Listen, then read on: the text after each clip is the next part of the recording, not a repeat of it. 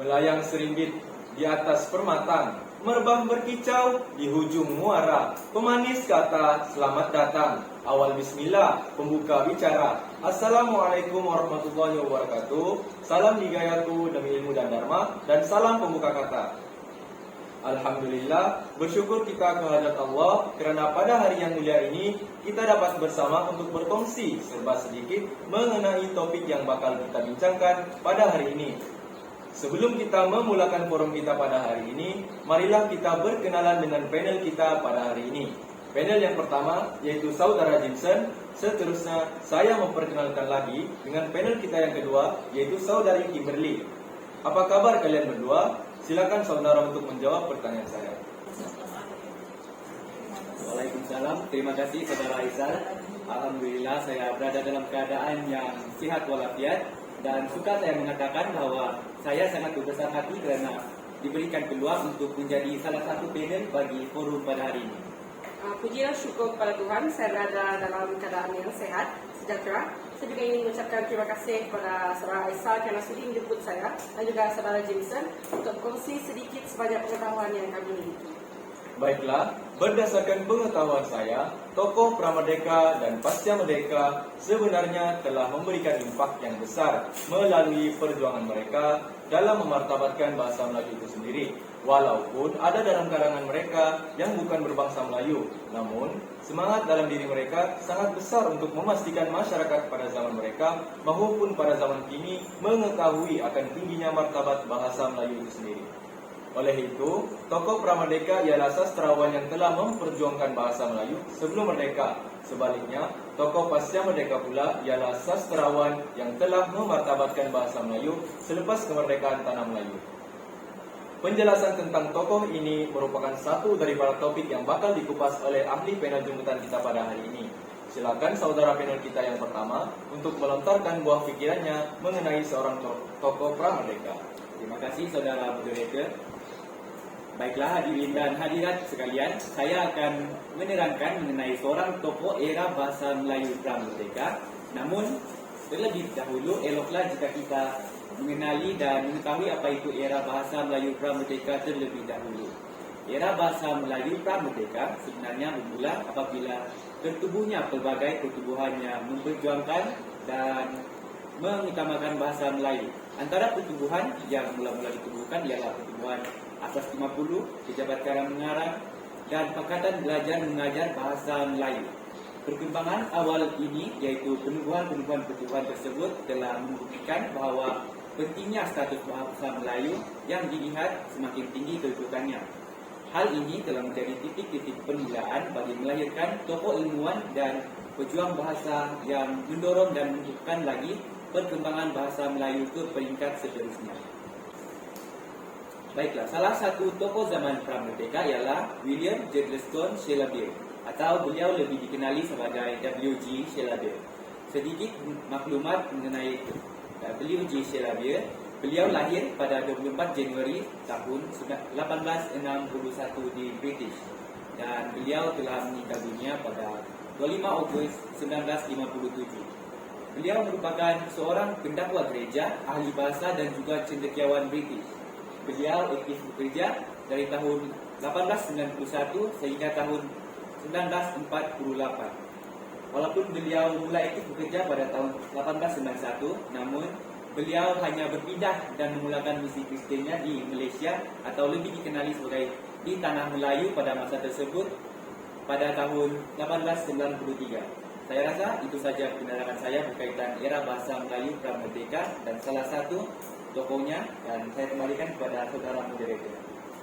Wah, penerangan yang sangat teliti telah dikemukakan oleh saudari panel kita yang pertama pada hari ini.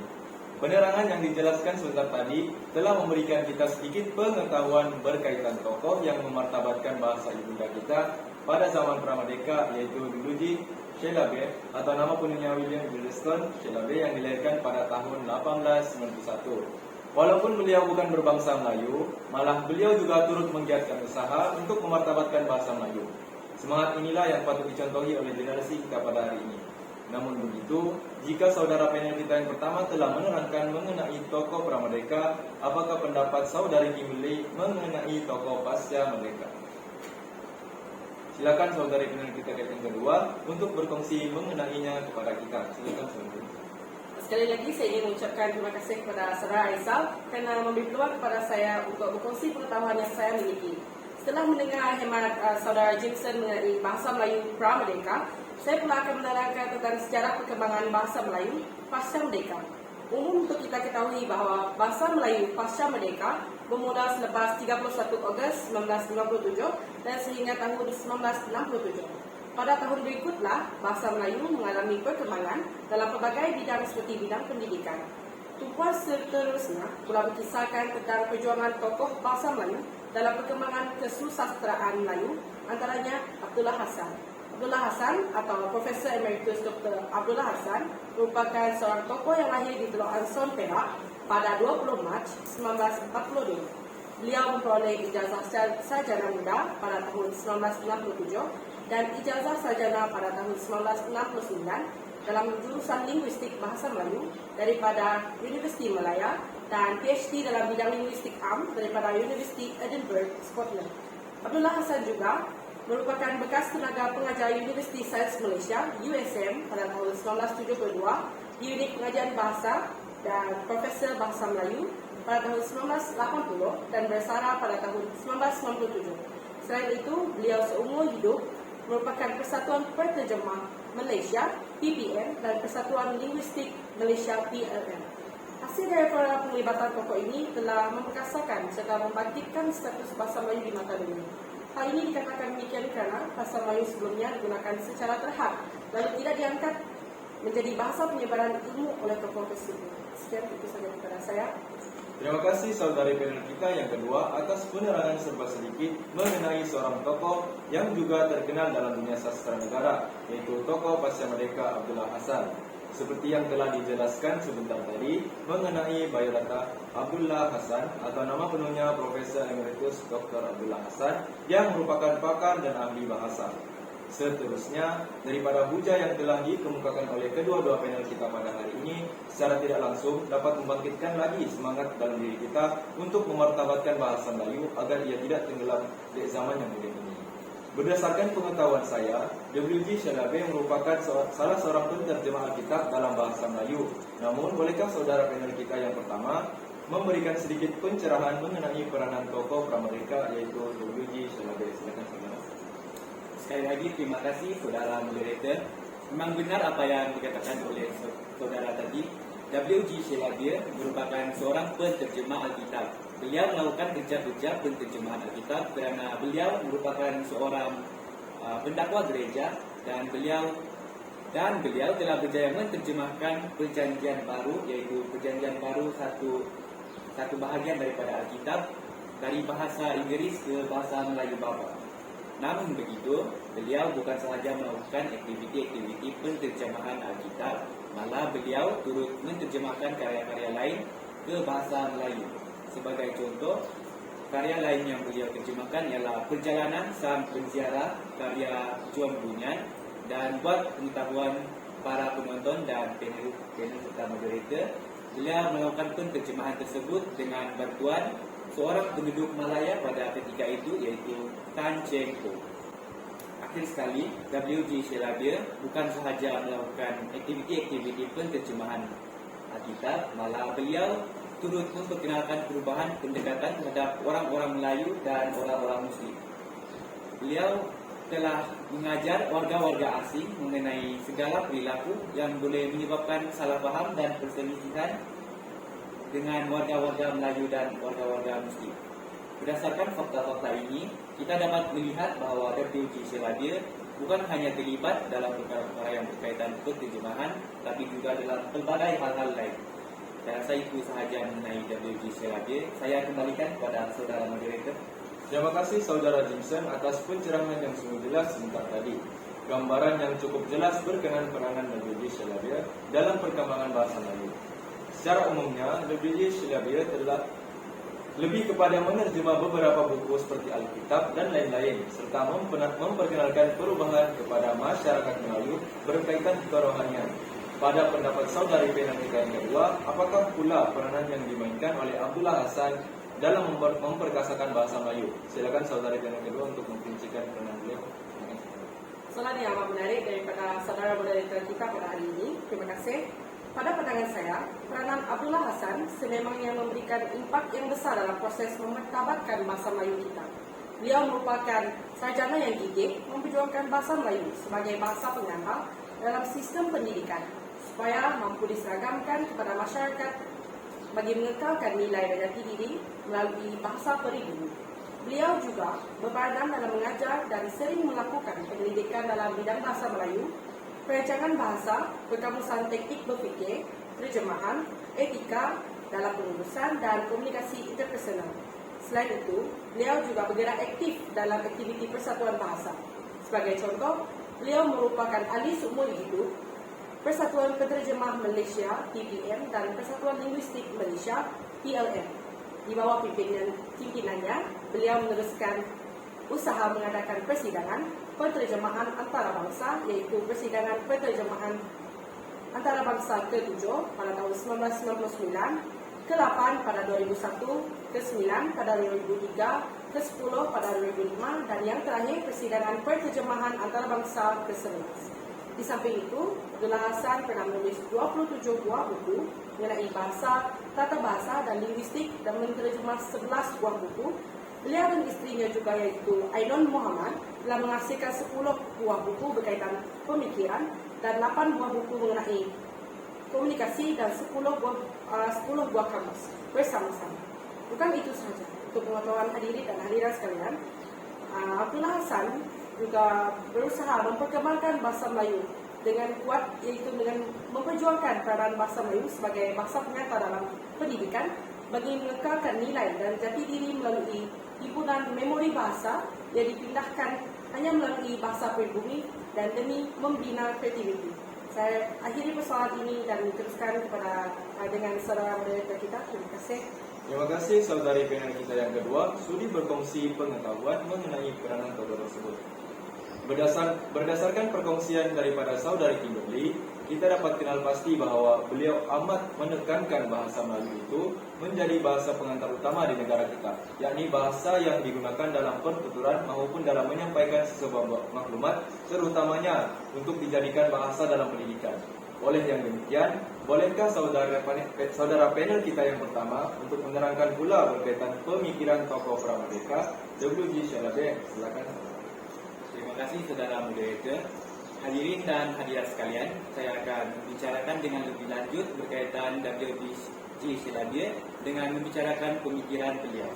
Walaupun W.G. Shalabe terkenal kerana menerjemahkan Alkitab, beliau sebenarnya turut memainkan peranan yang penting dalam bidang penulisan sejarah Melayu. Beliau telah menghasilkan pelbagai hasil penulisan dalam bidang sejarah Melayu. Antara karya beliau adalah Hikayat Abdullah bin Abdul Qadir yang ditulis dalam bahasa Latin, sebuah buku email Melayu, kamus, buku tata bahasa Melayu dan terjemahan Perjalanan Sang Musafir.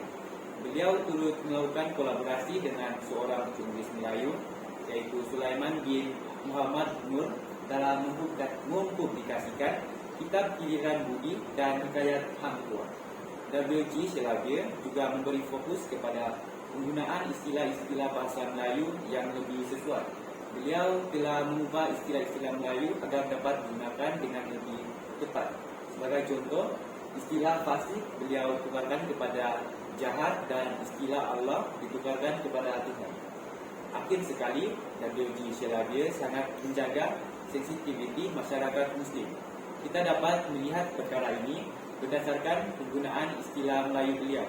Shalabe memastikan bahawa masyarakat Muslim tidak berasa tersinggung apabila membaca karya terjemahannya.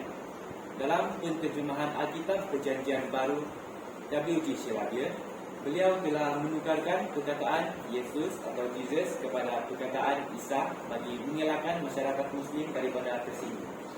Saya rasa itu sahaja daripada saya berkaitan pemikiran William J. Shalabe.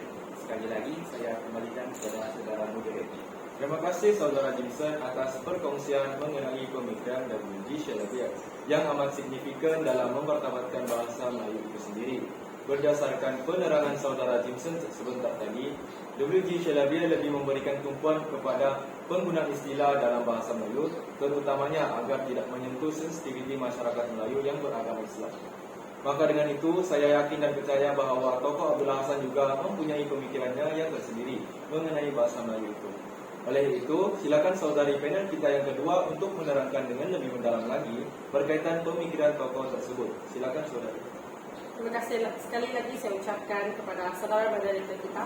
Baiklah para hadirin, kita luaskan lagi horizon pemikiran dalam membicarakan pemikiran tokoh Abdullah Hasan dalam usaha memartabatkan bahasa Melayu. Abdullah Hasan kuat memperjuangkan peranan bahasa Melayu sebagai bahasa pengantar pendidikan bagi mengekalkan nilai dan jati diri melalui himpunan memori bangsa yang dipindahkan hanya melalui bahasa pribumi dan demi membina kreativiti. Dan daripada itu, beliau menyatakan bahasa Melayu tinggi menekankan dua aspek, yaitu peraturan bahasa dan peraturan tata budaya. Aspek peraturan bahasa yang beliau nyatakan meliputi sebutan, ejaan, perkataan, ayat, dan kerapian makna. Seterusnya, beliau juga menyatakan bahasa yang matang itu mempunyai ciri-ciri instruktif dan ekstrintik.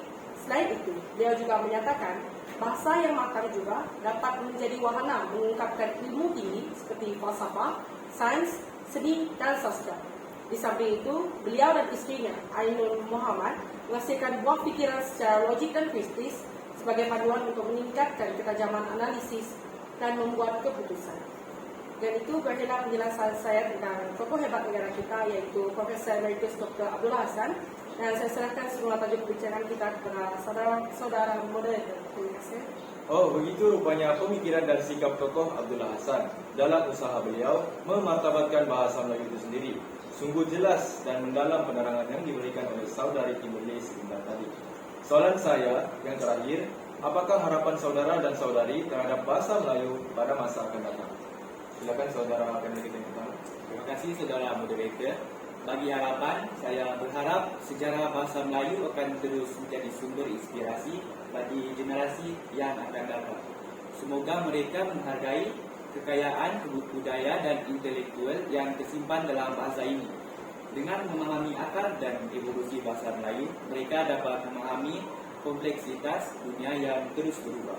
Semoga penelitian dan pengajaran tentang bahasa Melayu terus berkembang sehingga lebih banyak orang dapat mengakses pengetahuan ini. Saya juga berharap agar bahasa Melayu akan terus menjadi sarana komunikasi yang kuat dan mempersatukan berbagai komunitas di seluruh dunia. Dengan menjaga keberlanjutan dan kepentingan bahasa Melayu, kita dapat memastikan bahawa warisan ini terus hidup dan bermanfaat bagi semua orang di masa akan datang. Itu sahaja harapan saya. Terima kasih sekali lagi saya ucapkan kepada saudara moderator kita.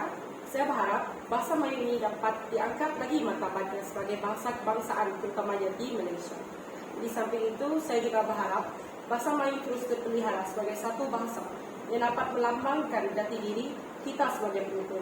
Akhir sekali, bagi pengguna bahasa, saya berharap bahasa Melayu ini dapat berfungsi dengan cemerlang selaras dengan perkembangan bangsanya, supaya bahasa ini dapat menjadi lebih baik dan dihormati daripada bahasa yang dipinjam seperti bahasa Inggeris semata-mata untuk menunjukkan status penutur dan bukannya menyalahkan keminangan bangsa penutur itu sendiri. Terima kasih. Nampaknya kita sudah sampai ke penghujung majlis forum. Terima kasih saya ucapkan kepada kedua ahli panel kita pada hari ini kerana sudi hadir untuk memberikan pendapat dan berkongsi sedikit ilmu mengenai sejarah perkembangan bahasa Melayu pada hari ini. Sebelum mengakhiri majlis forum kita pada hari ini, saya ingin merumuskan serba sedikit mengenai topik yang telah dibincangkan sebentar tadi. Tokoh-tokoh Pramerdeka dan Pasca Merdeka telah memberikan impak yang besar dalam bahasa Melayu melalui usaha yang giat agar martabat bahasa Melayu itu kekal utuh. Banyak usaha yang telah dilaksanakan oleh mereka, seperti menekankan penggunaan istilah dan menjadikan bahasa Melayu itu sebagai bahasa pertuturan harian, terutamanya bagi masyarakat bahasa Melayu.